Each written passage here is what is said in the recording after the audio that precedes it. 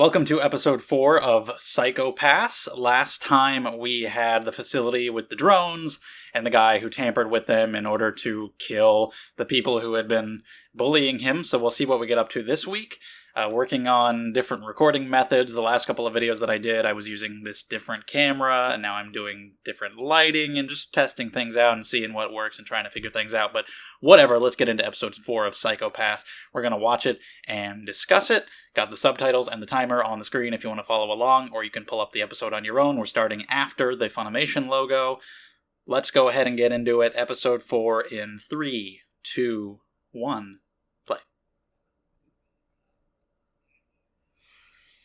Okay, we're at the Talisman Saloon. Where is that exactly? Lemonade candy? We're a turtle. Is this the turtle from the Stephen King universe who, vomited out the galaxy or whatever? Probably. Look at, what is this exactly? This elephant? This sounds like Akane talking about herself. And right after high school? Is that... She's talking about the difficulties of the job. Talking about herself as if she's her friend. What am I looking at right now?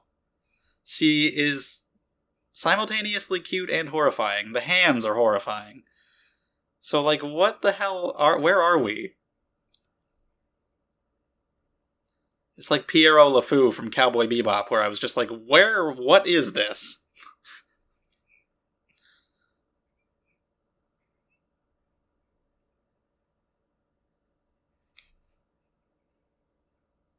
So, this is super interesting looking. Just getting advice about work from...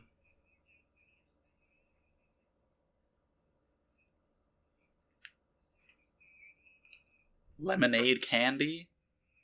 Look at Bug, Spaceman. Wait, what?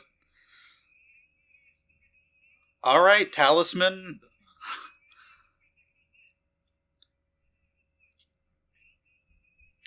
Good, fantastic. Wonderful. Beautiful. So that was just okay, it's a VR thing. I really like the pink gloves and helmet. That looks really cool. Okay, so I'm like, where the fuck are we?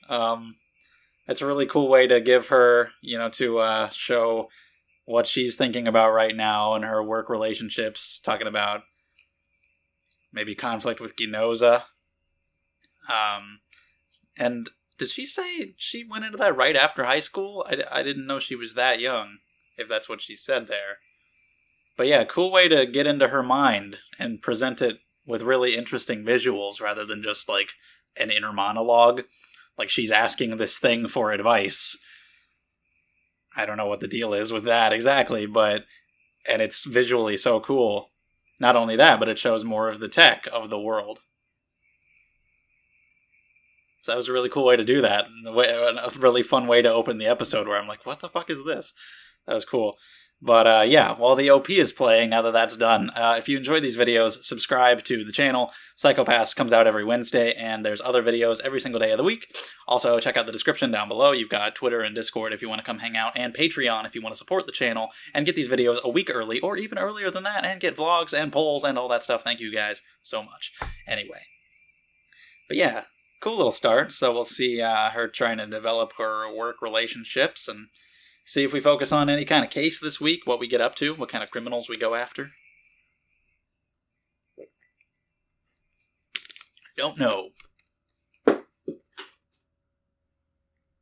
Nobody Knows Your Mask is the name of the episode. So we're talking to Masaoka right now. He's a bit of a painter. I also wasn't sure if she was talking about Kogami, but I was wondering if she would try to get closer to Ginoza because of the kind of conflict between them. But I was also thinking she could have been talking about Kogami.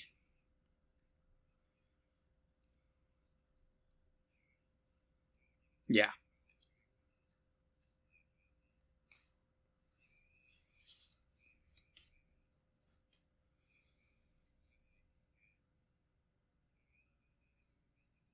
Okay, there's his advice. Just keep it like black and white. Stay in your lane.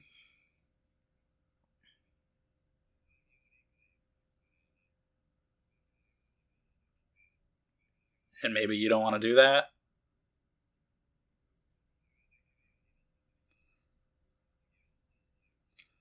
That's a good point. Like if you're able, that's a weird point actually. If you're able to like understand somebody, your psychopaths will be like theirs.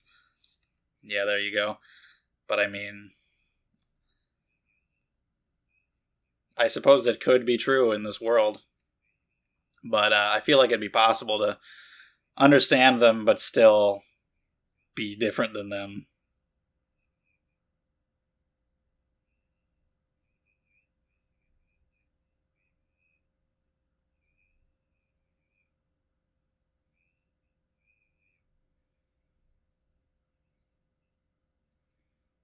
Okay. What do we got? A call from Ginoza.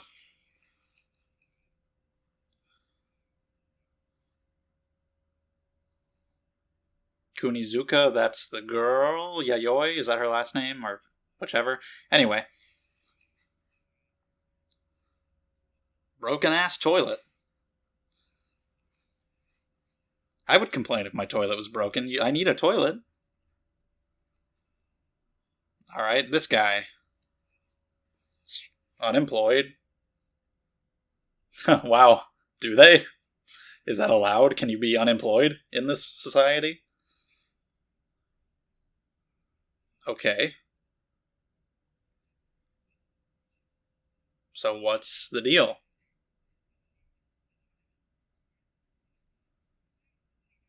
Right? Patreon. Anyway.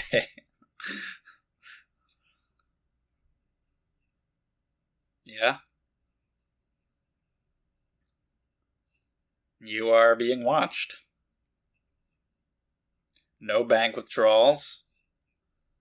Kogami says he's dead. But will it really be that simple? Maybe. And we'll find out who did it, but they feel like there's going to be a little bit more than that. It's going to be a little more complicated. Whoa, hello. It's a bit off. Someone moved the couch. That's cool. That's a cool way to use the futuristic technology as part of the case whereas you wouldn't be able to in another regular cop show. That scratch must indicate something. There was signs of a scuffle, and now we've got tape.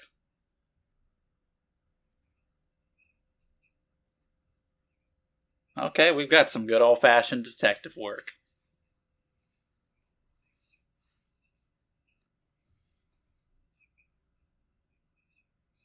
Alright, so it seems like he might be dead.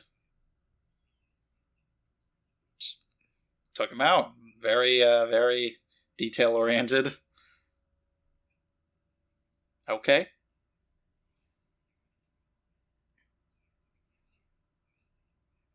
Or he did that himself to make it look like that's what happened and he disappeared.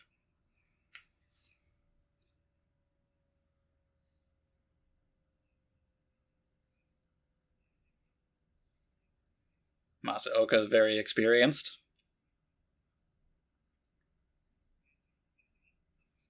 Alright. I don't know, did we just figure it all out just like that? If that is the case, still doesn't tell us who did it though, so we'll see. Oh. Okay. It's that guy. Really? That's him? That's interesting. I mean, she was using that. So either he's still alive somewhere else, or somebody has taken over his avatar. I didn't think that would play into the greater story. I thought it was just an opening scene. Was there blood in the sewage?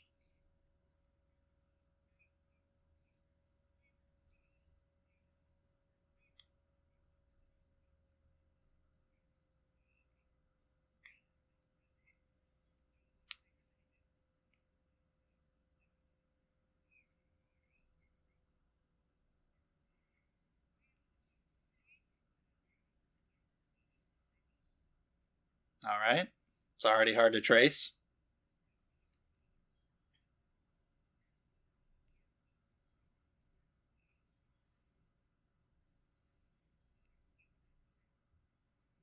Yeah, whatever's happening on the screen, it looks hard to track.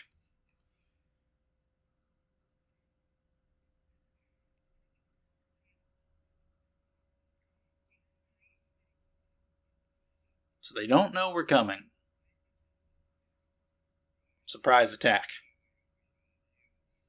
We just have to find them. It's hiding in plain sight.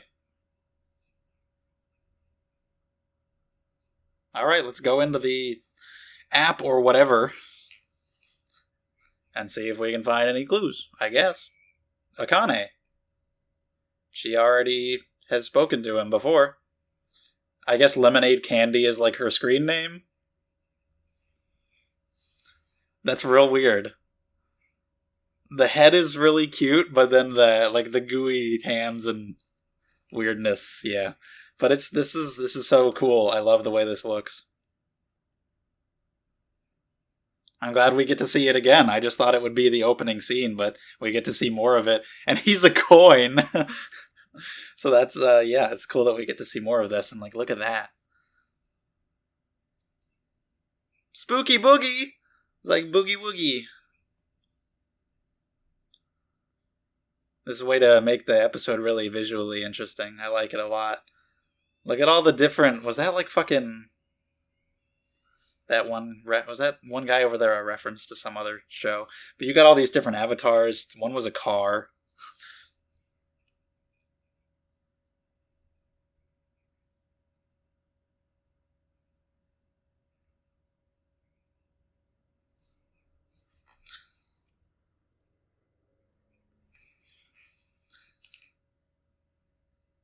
Okay, maybe there's a connection.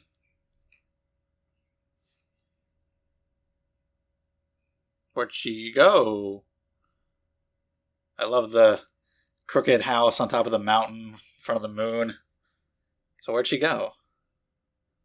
This is a very different scenery. Hi. She just got, like, teleported away. Bathroom?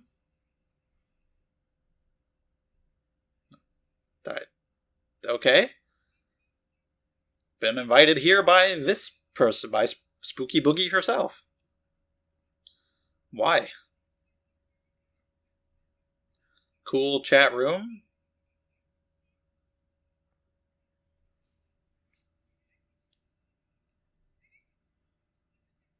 Why is she famous?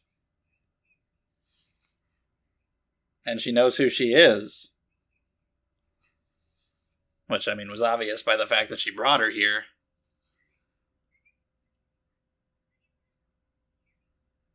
Graduation album, so she went to school with her?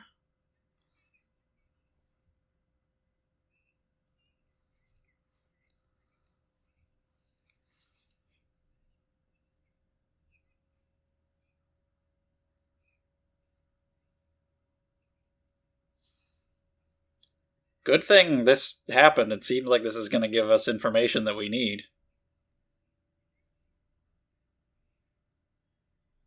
Yeah, are there any changes? Nothing that she's noticed. Okay, so around the time that he would have disappeared or died, that's when he was acting strange? Because of whatever was going on.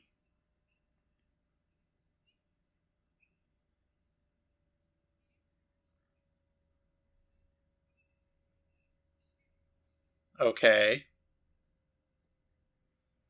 But things changed.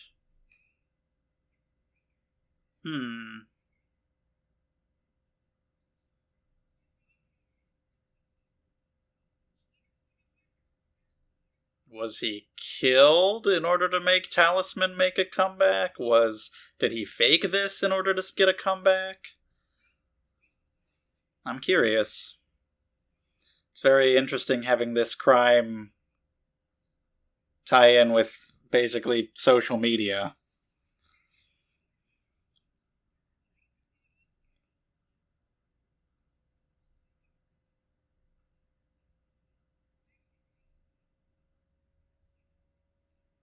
Alright, she just wants a favor in return in the future.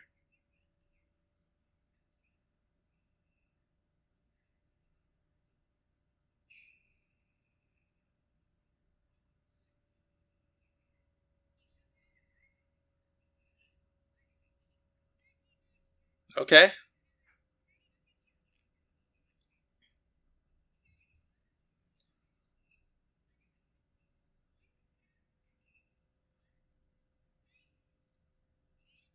Alright, Roppongi on the 4th.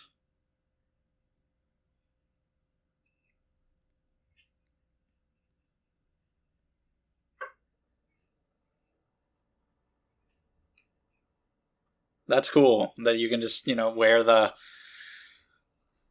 hollow cosplay of your avatars. I already thought it was cool, like them disguising as the like police friendly looking guys, but the fact that you can just wear one of, I don't know, maybe whatever you want. I don't know if there's limits, but of whatever you want your avatar to be.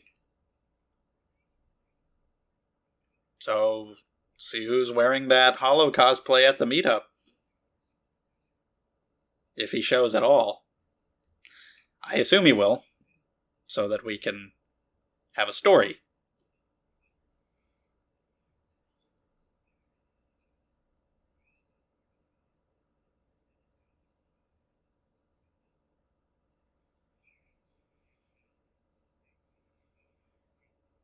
Got like a Power Ranger, an astronaut. Look at all these. Look at all these guys.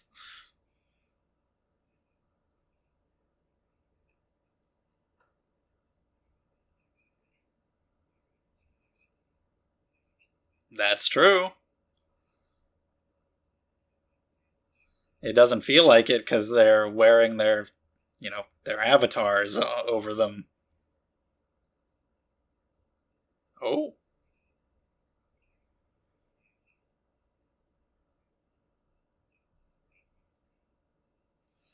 It's fair to be cautious and think about the dangers.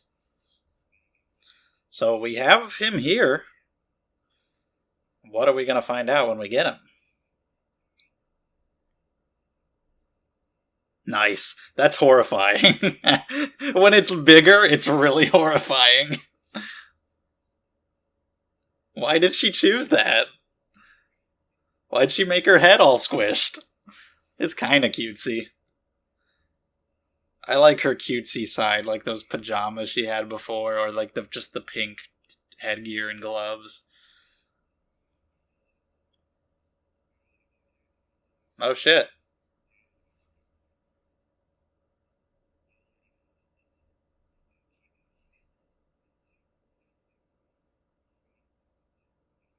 So they know. Detectives are here. What are they trying to do?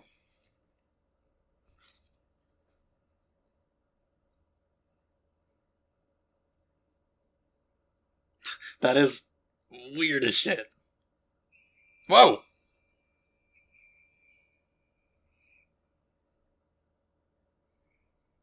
Alright. It just turned off. Oh shit. Well, that's a good way to blend in. It just turned all their avatars into him.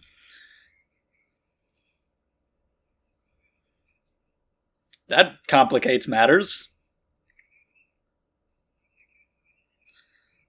Yeah, point at everybody until you find him, but I mean, that's gonna be real hard, especially with them all running away.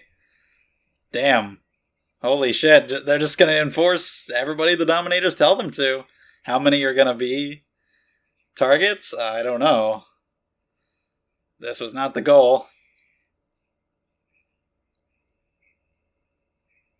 Oh, damn it.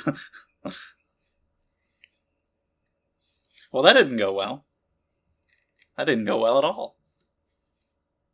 Now what do we do?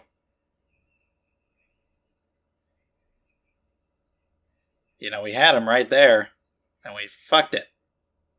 Now people are pissed. They're like, what the hell? The police raided our hangout. And now he's gonna expose her.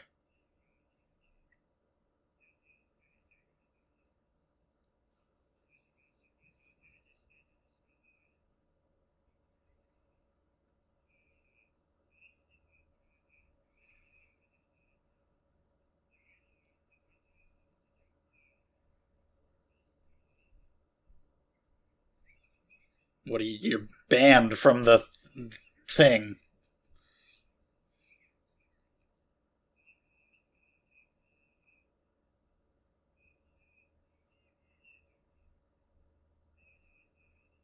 Well, shit. You're canceled.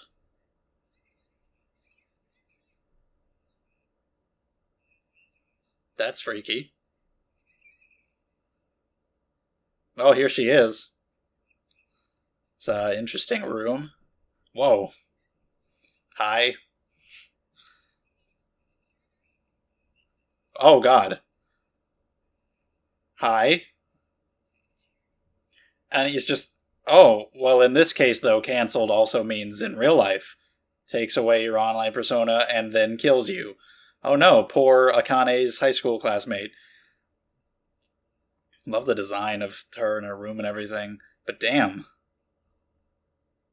Oh, Makishima's involved. So we're gonna get a new spooky boogie. Just like what happened with Talisman. Wow. So Makishima himself is behind that.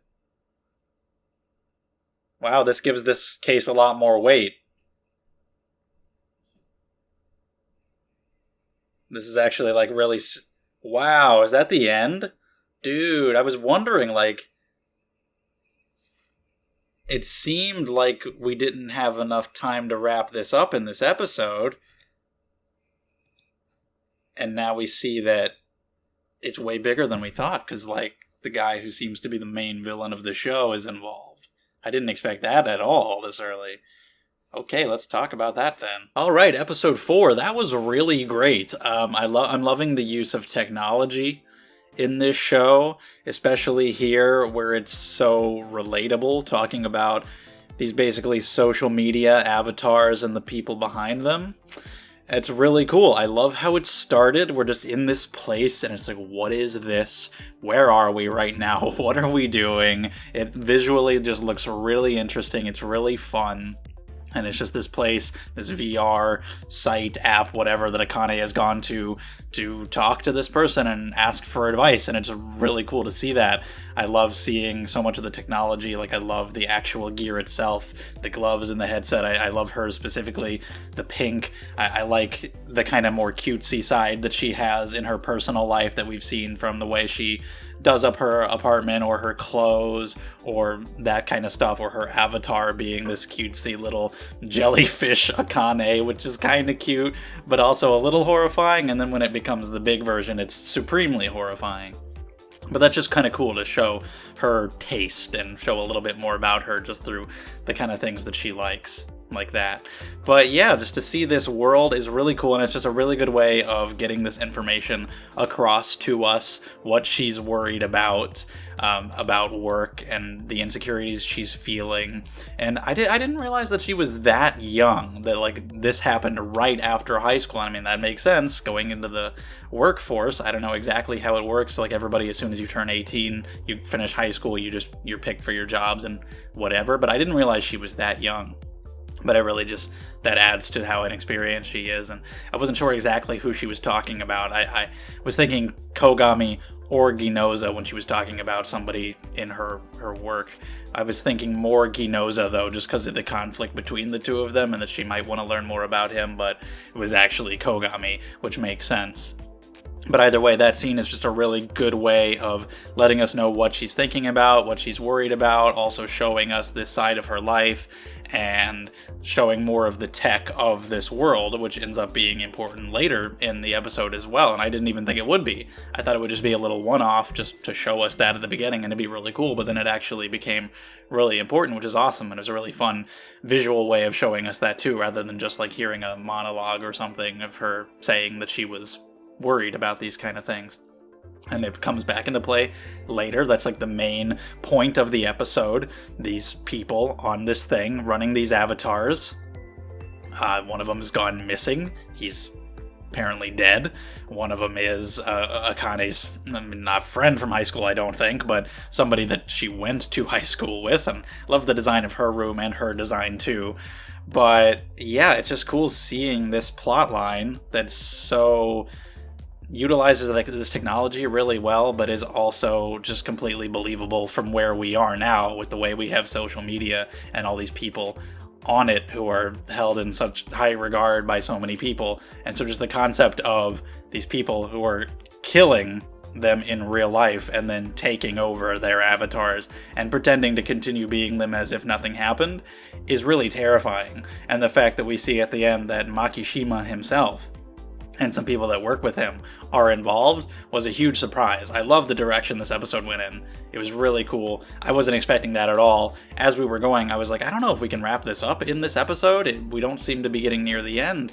And then, sure enough, not only do we not wrap it up, but it shows that it's a way bigger than we thought it might be, because the main villain is involved here. I don't know exactly what they're doing, but that really adds a lot of weight to what's going on here. It's pretty cool. And just them appearing in her room, like, oh, we're because you have this thing right now, this cancel culture, where people will, sometimes it's warranted, and sometimes somebody said a joke on Twitter 8 years ago, and now all of a sudden people are saying that we should ruin their lives and careers because they said this one joke one time. And that's dumb. But that's just really relatable here. Like, they're tearing down her persona, her social avatar for what she did, but then they go the extra step and literally kill her, which was really brutal. And the way the episode ended right there was like, holy shit, I can't wait to see more. I can't wait to see what happens. But yeah, love all the technology. Like, I love the hollow disguises, which I liked in the previous episodes, but seeing them here with all these fun different avatars is really cool. We see some tech on the villain side, like this ability to distort it all and make everybody look like they're wearing the same hollow cosplay, the ability to detect dominators and know that there's a detective there. Yeah, that just played out so differently than I thought it would. I'm like, okay, we're gonna get this guy, episodic story, cool, but no. They get away, they paralyze some random schmucks who happen to be there, and we see that this is way bigger than we thought, so I can't wait to see more of these villains and why they're doing this. And I was looking back at the beginning of the episode when Akane was talking about Kogami, and she actually did say subordinate. I didn't realize that at the time. She said subordinate, or rather senior colleague, and that's the part that stuck with me, that made me not sure who she was talking about. I didn't see the subordinate part, but either way, just her issues with him and wanting to understand him and the people that she works with, getting advice from Masaoka, who's very experienced with this type of thing and definitely understands Kogami. Like, if you gaze into that abyss, it's going to gaze back. If you get on Kogami's level, like, that's going to reflect in your psychopath as well if you try to understand him, which is just really interesting for this world. Like they said before, if you are proficient at catching criminals, just anything involved with crime, it's not going to read that any different than if you were a criminal. So it's the same kind of thing here. If you get your mind into a state where you relate to this man who's a latent criminal, then you'll be one yourself. I can't imagine that that's necessarily true, especially for somebody like Akane, who seems to just be good at dealing with this kind of stuff. Like, she could probably get to the point where she understands him without becoming exactly like him. But in this world, I could definitely see it as dangerous. It's probably better for most people to just not even try, to not try to understand them. Like, maybe somebody like Ginoza, if he tries too hard to, like, get into the enforcer's point of view, maybe his psychopaths will become clouded like theirs. Maybe that's happened before, maybe that's why he acts the way that he does, and why he's so strict to just obeying the Sybil system. But, I'm sure for Akane it will be beneficial to try to get closer to them. Masaoka seems to advise against it, but I don't think we're gonna just end that there. I really like the just straight up detective work in this as well, and just the descriptions of how they disposed of the body and everything, and them figuring it out so easily. It's cool to watch that happen. But then you also have the futuristic side as well, like with the hollow display of the room and how the couch was in a different position. That's a really cool way to add a little extra spice, like a little futuristic touch from what would just be a regular detective story. Add that technological element to it, which is really cool. But it's cool to watch the detective work, and again, it just gives us some insight into the villains. Like, they didn't move the couch back to the proper spot.